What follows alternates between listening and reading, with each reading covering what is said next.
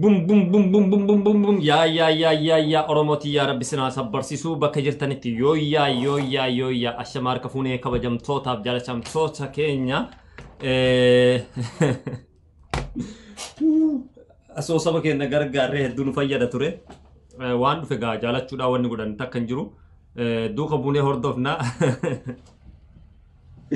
jabaadha inshallah waa hedduu jira inshallah rabbi halaafisu waan hundaafu wanni godhan hin jiru lubbuun namaallee baddi waan taateefi akka miidiyaa kennaatti obsa isin hawwina jajjabina isin hawwina jajjabaadhaa of jabeessaa isin hin jenna addunyaan akkanuma nama biraa darbiti addunyaan haganuma nama biraa darbiti beekuu danda'u qabna bakka dandeennee waa habarannu bakka dandeennee kitaabota adda addaa dubbisnu seenaa adda addaa qorannu wanti nama hin ganne akkuma jeneraal Taaddasaa Birruutii fi hayyoonni Oromoo gameeyyiin dhaamaa turan barnoota ammas barnoota haga dandeennee biyya baqaa jirra jennee dhiisuu hin qabnu waan dandeenyurraa kitaaba tokko haa dubbifnu onlaayiniidhaan barumsa adda addaa yaallu ilmaan keenya ittiin barsiifne waan biraa dadhabne jecha ilmaan keenya ittiin barsiisuu dandeenya jecha yoo waan biraa dadhabne barumsa ilmaan keenya ittiin barsiifne jecha addunyaan hanganuma daqiiqaa muraasa keessatti karaa irraa qabanii jiranii qubee malama si'alaa jiranii wanti sun karaa irraa godhachaa kanaaf xiyyeeffannaan keenya guddaan bakka jirruutti business management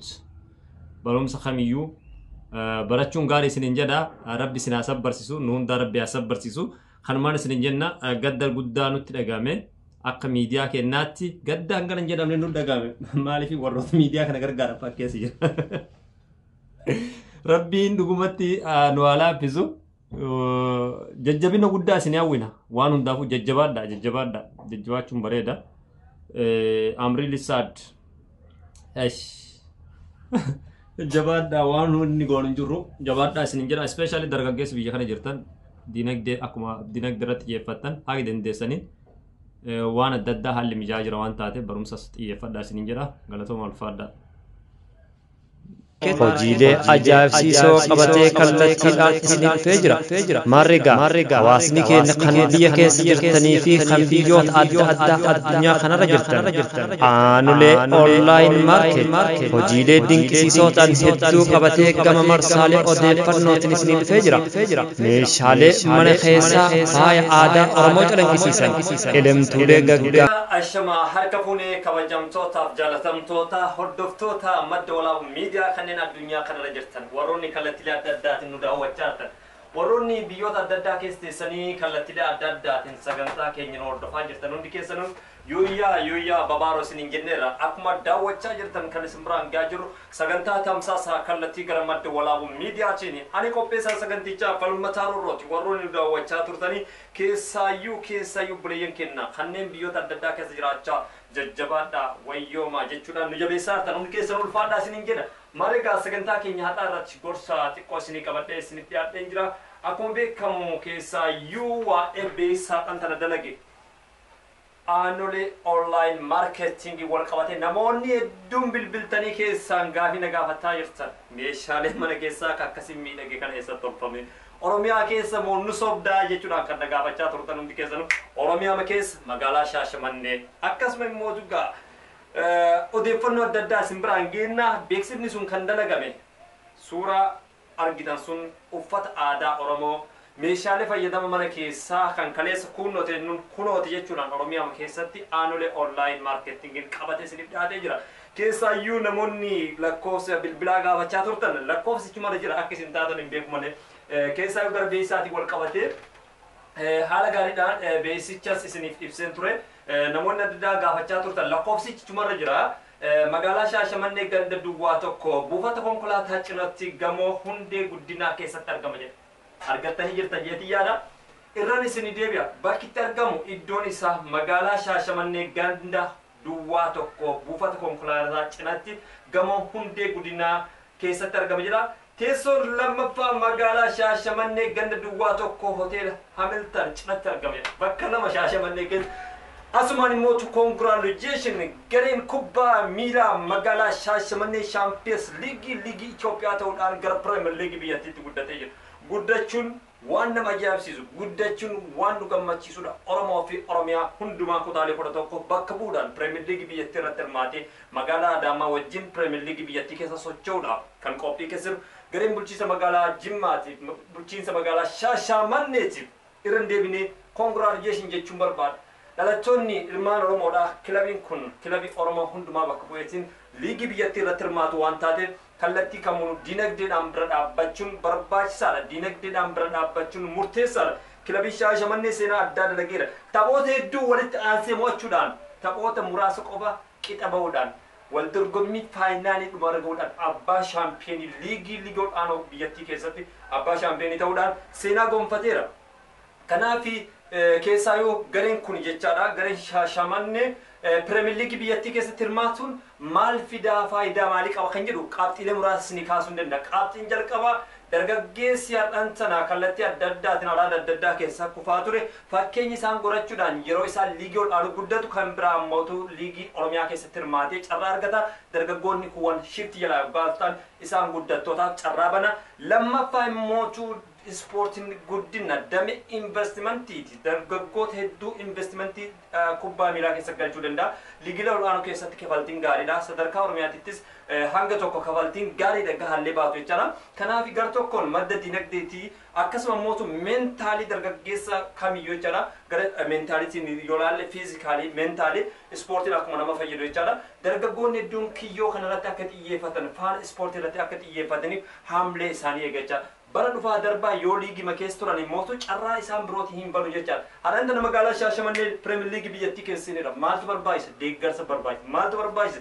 Leenjisaadhaa fi taphattootaaf durgoo barbaachisa. Kanaaf haamleen isaanii yoo jabaate hanga Konfedereeshinii Afrikaatti akka deeman gareen bulchiinsa magaalaa Shaashamannee tumsa ilmaan Oromoo gama diinagdeetiif meeshaalee maateeriyaalii barbaachisaniin isaan barbaachisa. Kanaafuu asuma itti yaaduun dirqama kenna jedheetii yaada.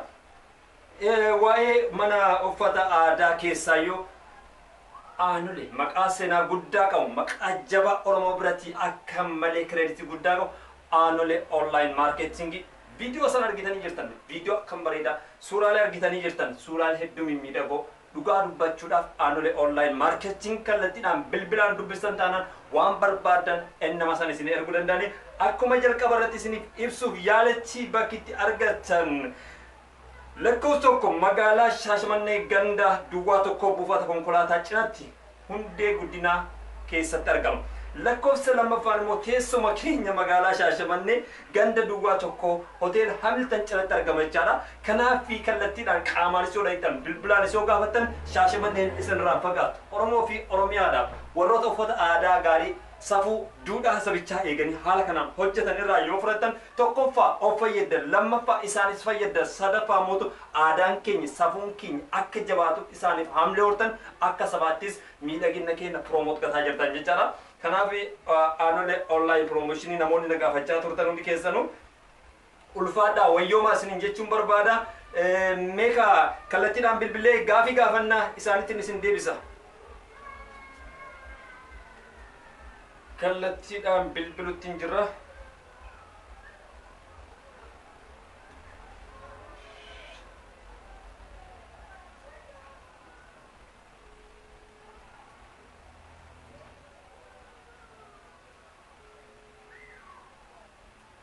Hello, salaamu alaikum.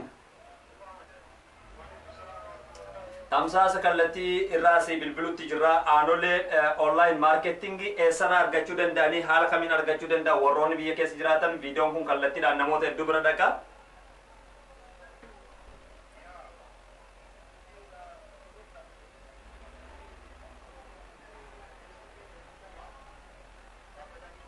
Ayyee.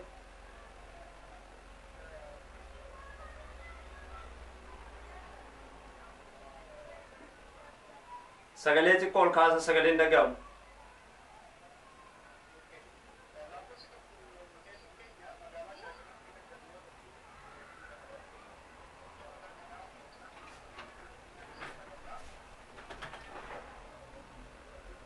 Ayyee.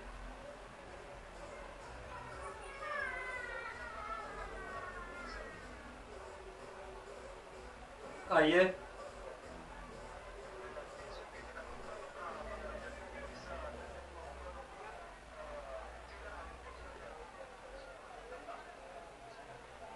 Ayyeegaa galatoomaa keessaayyuu sagantaa tamsaas kallattii bifa kallattiidhaan walitti deebina yatii yaada ammaaf hanqina qulqullina sagalee waan jiruuf galatoomaa sa'aatii muraasaan booda yoo danda'an wal argina yatii yaada ulfaadhaa galatoomaa yaadnu kennitaniif.